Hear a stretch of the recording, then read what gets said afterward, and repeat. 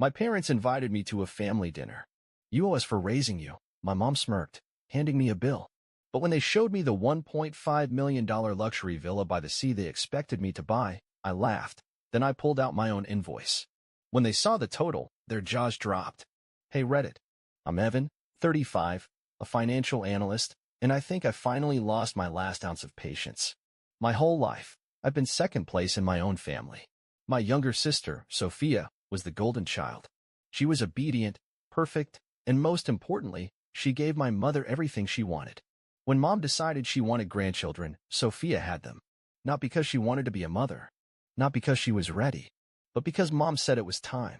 So, like a good little soldier, Sophia followed orders. And me? I didn't follow the plan. I focused on my career. I didn't get married. I didn't have kids. And for that, I was a disappointment. But it was fine, right? As long as I paid for my place in the family, I was still useful. Last year, for Mom's birthday, she wanted jewelry. Not just any jewelry, custom-made, imported, four-figure price tag jewelry. I bought it. For Christmas, she hinted, demanded, that she wanted new tech. You know the kind. The kind where the price alone could fund a decent vacation. I bought it. Then it was new furniture for the house, but only from the stores where looking at the price tags gives you a minor stroke. I bought that too. And you might be wondering, Evan, don't your parents have their own money? Oh, they do. They just don't waste it on things like home essentials. No, their money goes to vacations, luxury cruises, all-inclusive resorts, Disney trips for the grandkids. They eat at the finest restaurants, wear designer brands, and act like royalty because, in their minds, they deserve it. So where do I fit into all this? Simple. I fund the boring things. The practical things. Because that's my role. Until last night. I got a text from my mother earlier this week. Mom, family dinner this Saturday. 7 p.m. Be on time. No, can you come? No hope to see you. Just an order. As always. I already knew how it would go. Mom, sitting at the head of the table like a queen, controlling the conversation. Dad, silent, nodding along like the obedient husband he's always been. Sophia, smiling sweetly, pretending she isn't the biggest suck-up on the planet. And me? I just sit there and wait for whatever favor they were about to demand. I should have skipped it. I really should have. Dinner was exactly as expected. Fancy table settings. The expensive wine. The kind of meal that looks like it came out of a Michelin star restaurant. Sophia was already there, dressed like she was about to give a TED talk on how to be the perfect daughter. Dad sat across from her, idly swirling his drink. And then there was Mom, watching me, waiting. So, Evan, she said, slicing into her steak with slow precision. How's work? I shrugged. Good. She smiled. Wonderful. A pause. We were actually talking about something exciting before you arrived. I stabbed a piece of food with my fork, waiting. Sophia, right on cue, perked up. A vacation home. Can you imagine it? A beautiful villa, big enough for all of us. The kids would love it. A villa. I repeated, already feeling my patience slip. Mom nodded. It just makes sense. We need a place for family gatherings. Somewhere grand. A symbol of our family's success. I set my fork down. And you want me to buy it? Dad finally spoke, his voice low. It's an investment in the family. Ah, there it was. Investment in the family. The same phrase they'd used every time they needed something expensive that they didn't want to pay for themselves. How much are we talking? I asked, even though I already knew the answer would make me sick. Sophia smiled like she had personally handpicked the scam of the century. Well, we found a few options. But something decent would be around $1.5 million. I let out a short, humorless laugh. $1.5 million. You think I'm going to spend $1.5 million on a house for you? Mom exhaled, looking at me like I was so exhausting. Evan, we raised you. We've given you everything. The least you could do is give back. I stared at her. Everything. She nodded. Did you pay for my college? Silence. Did you help me buy my first car? Mom's jaw tightened. Did you support me while I was working my way up from nothing? I leaned forward. No. You spent all your money on Sophia. She got the free ride. She got the endless support. I got to be your personal bank account. Sophia frowned. Evan, you're being so dramatic. Dramatic? I laughed. You think I don't see what's happening? You two blow through money like it's nothing, but when it comes to practical expenses, suddenly it's Evan will pay. Because I'm the responsible one. Because I don't have kids to spend it on. Because you think I owe you. Mom's face darkened. That's enough. No, I said, my voice steady. It's not. Because I want to make something very clear. I pushed my chair back and stood. I am not buying you a villa. I am not funding your lifestyle. I am done being your backup plan. Sophia's mouth opened and closed like a fish out of water. Evan, you don't mean that. Oh, I do, I said, grabbing my coat. And if you don't believe me, go ahead. I gestured between them. Send me a bill for my upbringing. Go ahead, put interest on it. I'd love to see the final number. But while you're at it, let's add up all the money you've drained from me over the years. Dad shifted uncomfortably, but predictably said nothing. Mom's voice was ice. You're being selfish. I looked at her, really looked at her. The woman who had spent her entire life in control, who had been everyone to her will, who had never once heard the word no. No, I said quietly. For the first time in my life, I'm finally not. And then I walked out. I expected anger. I expected a barrage of texts, missed calls, threats, guilt-tripping. But you know what? Reddit? For the first time in years, I didn't care. I felt free. I didn't expect to feel relief after walking out of that family dinner. I thought I'd feel powerful, victorious, like I had finally taken back control of my life. Instead, I felt something else. Rage. Not at them. At myself. Because how did I let this go on for so long? Looking back, I should have seen the pattern. My mother, a former government official, spent her entire career commanding people, making decisions, and ensuring everyone around her bent to her will. And at home? It was no different. She didn't ask. She dictated. My father? He was just there. A quiet, obedient husband who had spent decades nodding along to whatever she wanted. He wasn't cruel. He wasn't warm. He was just a man who never argued, never resisted. And my sister, Sophia? She learned early on that obedience was rewarded. She followed the script, played the role of the perfect daughter, and in return, she got everything. I didn't follow the script. And for that, I was punished. Not with yelling, not with outright rejection, but with silence. With the kind of cold indifference that makes a child desperate for approval. When Sophia needed tuition, my parents covered it. When I needed tuition, I took out loans. When Sophia wanted a car, they handed her the keys. When I wanted a car, I worked 2 jobs to afford a used one. When Sophia got married, they threw her a dream wedding. When I built my life on my own terms, they barely acknowledged it. And I told myself it didn't matter, that I didn't need their validation, that I was fine, until I realized I wasn't. Somewhere along the way, I became their backup plan. At first, it was small things. Evan, your sister is expecting. Can you help by the baby crib? Evan, our kitchen needs remodeling. You wouldn't want Sophia to cook in an old, ugly space, right? Evan, the TV broke. A home isn't a home without a proper entertainment system. And like in Fool, I agreed. Every time. Last year alone, Mom asked for expensive jewelry, gadgets, and furniture, always expecting me to foot the bill. And before you ask, don't my parents have their own money? Oh, they do. They just don't waste it on things like furniture or home essentials. Their money is for luxury vacations. Business-class flights, 5-star hotels, Disneyland trips for the grandkids, Michelin-star restaurants, designer clothes, because they deserve it. So where do I come in? I fund the practical, boring things. The things they could afford but won't pay for. Because that's my role. And the worst part? I let it happen. I told myself it was just this once. Then just until they're back on their feet. Then just because I can afford it. And suddenly, I was their personal ATM. That night, after walking out of the family dinner, I sat alone in my apartment, staring at the wall, replaying every time I had said yes when I should have said no. I had been so afraid of being the bad son, the selfish brother, the ungrateful child. But now, I was ready to be selfish. Now, I was ready to see what happened when I finally stopped giving. And something told me my family was not going to handle it well. You ever have one of those moments where everything just clicks? Where years of manipulation, guilt-tripping, and blind loyalty come crashing down, and you finally see the truth for what it is. That moment hit me like a freight train. And it happened right in the middle of my parents' dining room, with my mother calling me a burden while demanding I buy her absurd villa. Let's rewind a bit. After that dinner, I spent a week thinking about every sacrifice I had made for my family, about how every time they wanted something expensive, furniture, jewelry, the latest tech, I had been the one footing the bill, while they blew their own money on luxury vacations and 5-star dinners, and about how they expected me to buy them a $1 5 million villa like it was some casual weekend errand. I was furious, but I wasn't done yet. So, I did something I'd never done before.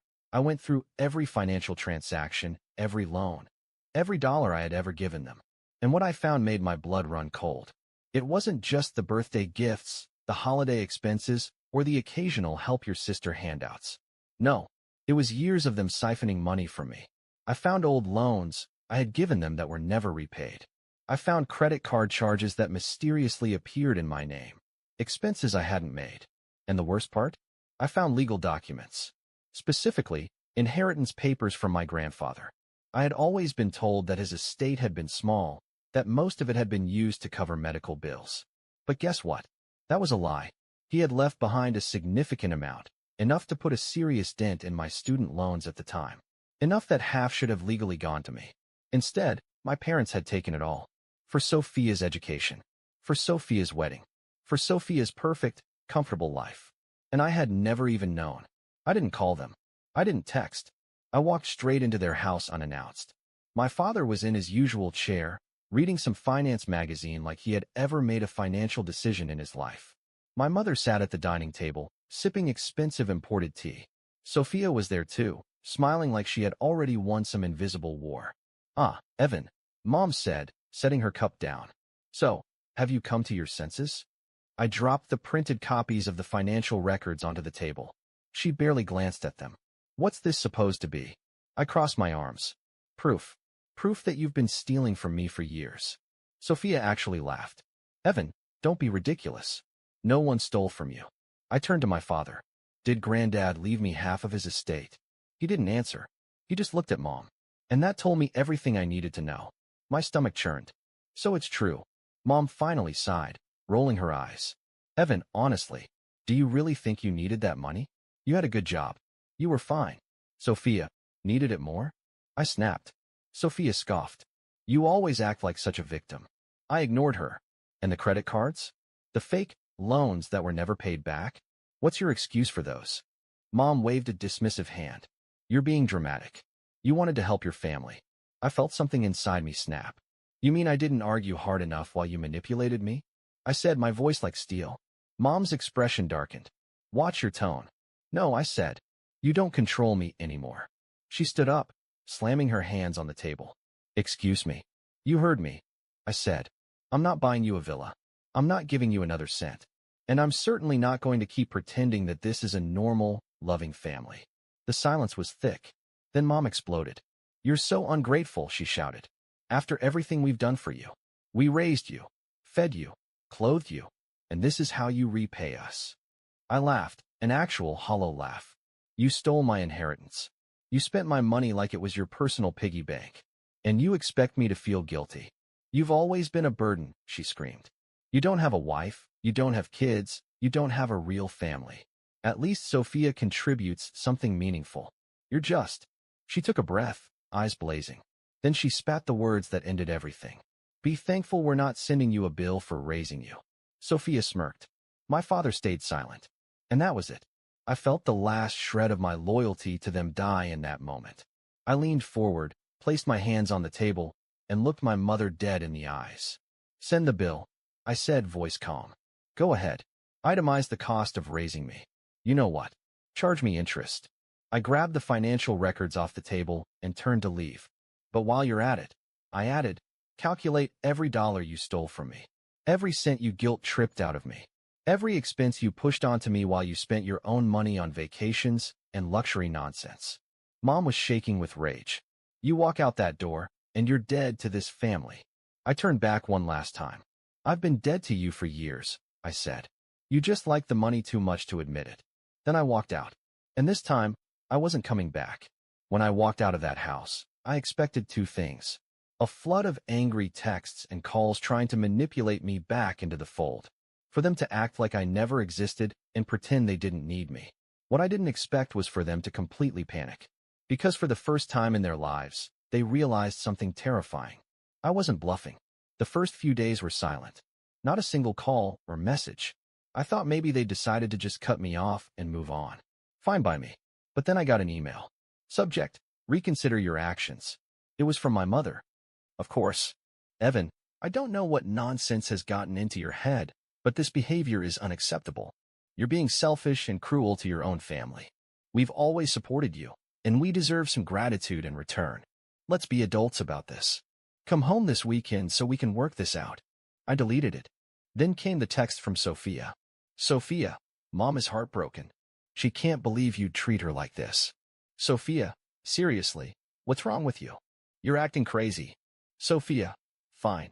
Be an inconsiderate person. But don't come crying back when you realize you need us. Need them? That was funny. But the real fun began when I went back to my lawyer. A few weeks before, when I first started digging into my finances, I had met with a lawyer to go over my options. Now, with the inheritance documents, credit card fraud, and years of unpaid loans, I had everything I needed. I want my money back, I told him. He smiled. Then let's take them to court. The legal notice was sent the next week. My parents were forced to acknowledge that I wasn't just throwing a tantrum, I was serious. I was suing them. And let me tell you, Reddit, when my mother realized she might actually lose, she lost her mind. She showed up at my apartment, unannounced. I opened the door to see her standing there, her face red with fury. My father was behind her, looking not angry, just defeated. Are you really doing this? She hissed. I folded my arms. I sure am. Your own mother, Evan, she snapped. Do you have any idea what you're doing? I do, I said. I'm making sure you never steal from me again. She laughed, this bitter, mocking sound. Oh, please. What did we ever steal from you? I pulled out the folder from my lawyer. Let's see. My inheritance? You took all of it and spent it on Sophia. My money? You manipulated me into paying for everything while you lived like royalty. Credit card fraud? Want me to show you the charges? She waved a hand. We are your parents. We don't owe you anything. I raised an eyebrow. Funny. That's exactly how I feel about you. My father, for once, spoke up. His voice was quiet. Evan, is this really necessary? I looked him dead in the eyes. You could have stopped her at any point. You didn't. He looked away. I turned back to my mother. You want to know what's really funny? You said I should be grateful you didn't bill me for my upbringing. Her eyes narrowed. I smirked. Maybe I should send you a bill for every dollar you've taken from me. And then I shut the door in her face. The lawsuit dragged on for months. At first, my mother thought she could intimidate me into backing down. Then she thought she could manipulate me. Then she realized she was going to lose. My lawyer was ruthless. They were forced to pay back every cent of my inheritance. They had to cover all the fraudulent credit charges. The money they took under the guise of loans? Gone. And because the evidence of fraud was so damning, the judge made them sell their house to cover what they owed. And just like that, their perfect little life crumbled. Sophia, of course, lost it. Sophia, how could you do this to Mom and Dad? Sophia, they're being forced to sell the house. Sophia, I hope you're happy, you awful person. I never responded. Because, you see, Sophia had never lived a day without our parents' financial support. And now? She was about to find out what that felt like. My parents moved into a much smaller place. Sophia stopped posting her perfect life on social media. And me? For the first time in my life, I was completely free. You'd think that after losing a lawsuit, a house, and most of their savings, my parents would finally accept reality. That they'd realize I wasn't their personal ATM anymore. That I wasn't coming back. But you don't control people for decades and just let them go so easily. My mother wasn't done yet. It had been a few months since the court case ended. I hadn't heard from them. Not a single text, call, or email. And then, one afternoon, I got a voicemail. It was my father. Evan, your mother wants to talk. She's not well. Please, just call her. I stared at my phone. I could already see the trap. But part of me, I don't know. Maybe it was curiosity. Maybe it was years of conditioning telling me that I still owed them something. So I called. Mom picked up immediately. Evan, she said, voice frail. Oh, Evan, I didn't think you'd call. She sounded different. Weak. Emotional. Like she was on her deathbed. I said nothing, waiting. She sniffled. I don't want things to end this way. I don't want our family to be broken. You're my son, Evan. No matter what's happened, I still love you. I exhaled slowly. What do you want? She let out a soft sob. I just want to see you. Please. Just once. I knew exactly what this was. A guilt trip. A desperate last-ditch effort to pull me back in. And I almost fell for it. But then I remembered. I remembered how she had called me a burden. I remembered how she had tried to manipulate me into buying a $1.5 million villa. I remembered how she had stolen my inheritance, guilt-tripped me for years, and laughed in my face when I finally stood up for myself. I remembered who she really was. So I said, no. Silence. Then her voice turned sharp. No. No. I repeated. You don't want to fix our family. You want your punching bag back. You want your free money back. But guess what? That's over. Her tone changed instantly. The weak, apologetic voice disappeared. And the real her came out. You're a terrible son, she spat. You think you've won? You think you're better than us? Let me tell you something, Evan, family is all you have in this world. One day, you'll be alone, and you'll regret this. You'll come crawling back, and do you know what? We won't be there. I smiled. That's the best news I've heard all day. And then? I hung up. And this time, I blocked her number for good. Sophia tried reaching out next. Sophia, you've really lost it, huh? Mom is heartbroken. Dad is a mess. You happy now? Sophia, I always knew you were selfish, but this is another level. Sophia, enjoy your freedom. Hope it's worth destroying your own family over. I didn't respond. Because for the first time in my life, I didn't owe them a response. A few weeks later, I got a message from an unexpected person. My dad. I almost ignored it, but something told me to read it. Dad, I know you don't want to hear from me. I just wanted to say, I'm sorry. I should have stopped her years ago. I didn't, and I'll have to live with that. But I want you to know, I do love you. I just didn't know how to show it. I stared at the message for a long time. Maybe he meant it. Maybe he didn't. But it didn't matter. Because I was done carrying the weight of this family. I woke up the next morning feeling lighter than I had in years. No guilt. No obligations. For the first time in my life, I was completely free. And let me tell you, Redditor, it was worth every penny.